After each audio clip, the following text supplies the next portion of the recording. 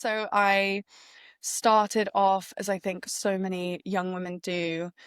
Um, I was always the say what you think, have an opinion girl. So for me, going into university, and even college, feminism was it's the most natural progression. It's kind of Mm, all you get, like in terms of women's mhm, advocacy, and when you're a young woman who has a voice and you don't know where to put it, feminism is like a warm welcoming. It's a girls' club.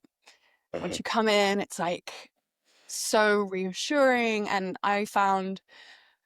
I think in some ways initially I found quite a lot of safety in that. mhm, And I believed in a lot of the things I was speaking up about.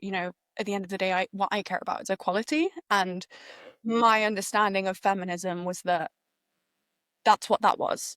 If you mhm. believe in equality, you're a feminist, which I think is something we've all heard so many times. And I always think it's shocking that it wasn't until I was 23 that I heard the word egalitarian. Like, Mm. that blows my mind Yes. because I've Yes. spent all this time describing myself as something and it's actually not what I meant at all. But it's what I knew.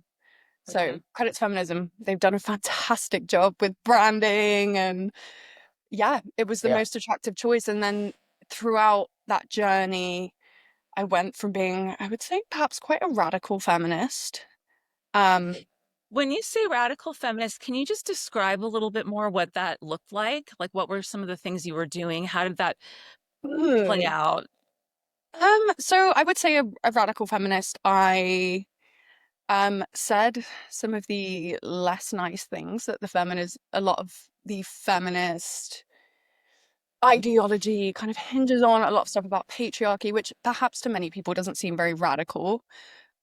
But now, how I see the world from such a different position, it does seem very radical. That I Mm, spent so much time in my life walking around believing that I had very little agency or control over my own destiny, my own place in life. And I almost felt like I was walking around like a victim in waiting, that there's mhm. always going to be men who were just waiting to abuse, oppress, take advantage of me. Yeah. Um, and I feel like I've been set free in so many ways. Mhm. Yes, yes. And so you kind of entered this space. You said that it almost felt like a natural anchoring point to find yourself in a feminist space Yeah. initially. And now these days, I know that you do quite a bit of work around men's advocacy. I mean, can you tell me a little bit Mhm. about that transition and kind of what kind of work you do and how Yeah, you found your way there? absolutely. So I was a social media manager, spent lots of time on Instagram just engaging with people who I found really interesting, also had different perspectives. And then I landed on a page called TheTinMen.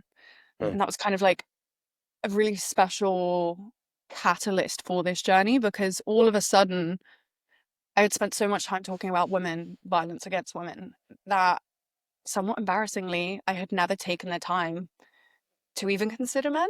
I mm, hadn't I hadn't thought about it. I think so much of my journey was wrapped up in my own trauma, things I was angry about that one particular man had done to me. mhm, Turned into like projection on the wider group of men. But when I found the Tin Man, it blew my mind. I remember I spent hours and hours scrolling, and the mhm, Tin Man talks a lot about issues like male suicide, male victims of domestic abuse, sexual violence, just the things we don't talk about, the things you would not bring up at a dinner party because everyone in the room, the Bible falls dead just straight mhm, away. mhm, And I messaged him and I was like, I need to get on a call with you. I want to be involved. mhm, You've opened my eyes in so many ways. And so from then, it's really just been a journey of working with the Tin Men, finding about all these other really amazing organizations in this area doing great work. And because it's actually such a small space, you all connect like mm, quicker than you would yeah. think. You'll talk to one person, you're like, oh, I just had a chat with the person you were talking about last week. Mhm, Um, and yeah, I've enjoyed the fact that there is much more of it's a small, close knit community, this community, because you have to take a bit of a risk to be here. You're not A gonna community win. of men's advocacy. yeah. Yeah, the Yeah. community of Uh-huh. men's advocacy, Mhm, it's a bit of a risk to take, and a lot of the people who are not there authentically, they don't make it there because, do you know what I mean? There's no mhm, incentive. You're not going to win friends and points and social currency by being in this space, but the people you meet are so great and they're working so hard. And so I just couldn't leave. I came and I was like, this is so important and no one is talking about this. How could I possibly go back to spending so much time advocating for someone when I am just a small and really not like a significant voice in the feminist movement? I worked on teams of like feminist pages where they would have 20 content creators for free. Everyone's doing everything for free. And there are so many people just eager to give everything they've got. And then you look at the men's advocacy space and it's like tumbleweed. So for me, it wasn't even conscious. It was just like, this is where I am needed.